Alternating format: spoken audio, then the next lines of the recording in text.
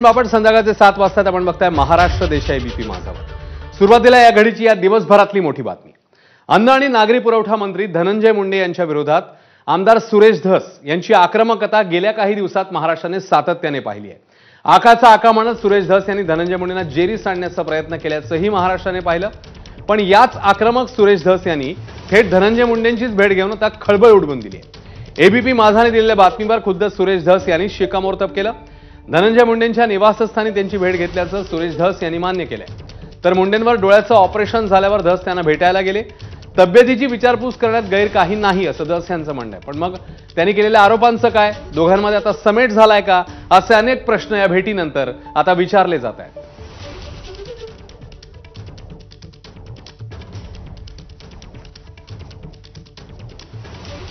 काहीही चर्चा झाली नाही, फक्त तब्येतीची विचारपूस केली, माझा मी निघून आलो। पण अण्णा 4.5 तास फक्त तब्येत। अहो 4.5 तास कोण म्हणलं?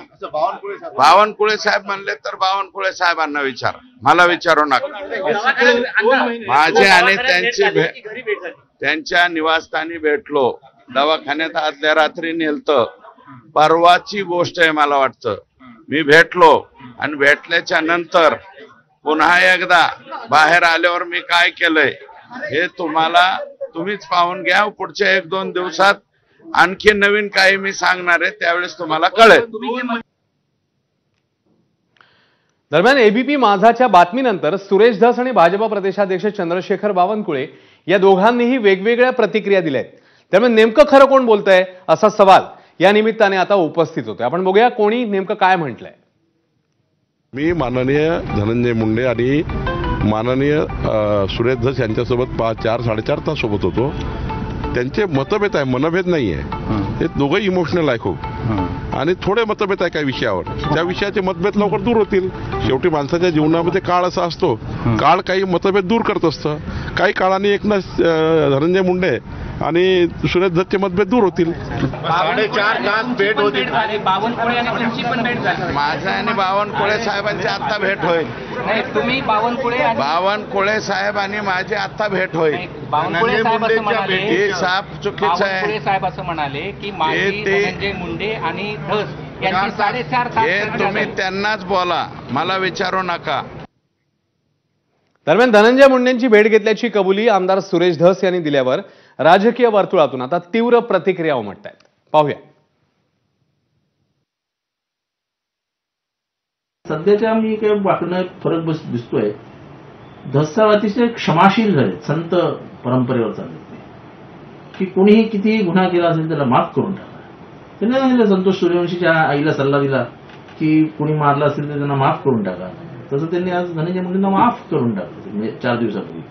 धस साहेबांनी जो सो कॉल्ड लढा उभा केला होता तो लढा नसून फक्त आणि फक्त या निमित्ताने जो बीड जिल्हा संपूर्ण राष्ट्रवादीमय आहे, त्यात स्थानिक स्वराज्य संस्थांच्या निमित्ताने भाजपचा शिरकाव करण्यासाठी धस यांना मराठा नेता म्हणून एस्टॅब्लिश करणं आणि अगदी त्याच वेळेला देवेंद्र फडणवीसांची इमेज बाहुबली प्रस्थापित करणं, एवढंच त्यांना करायचं होतं।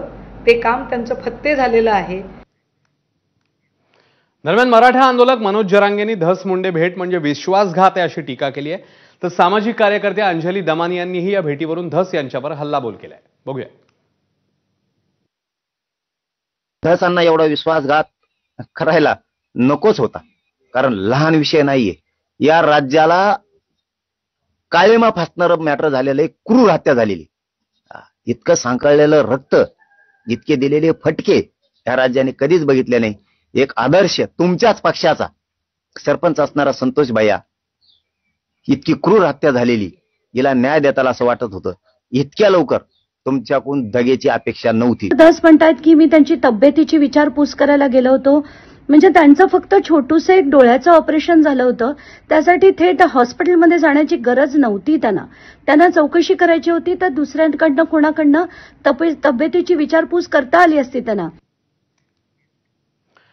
दरम्यान एकीकडे भाजपा प्रदेशाध्यक्ष चंद्रशेखर बावनकुळे, भाजपा आमदार सुरेश धस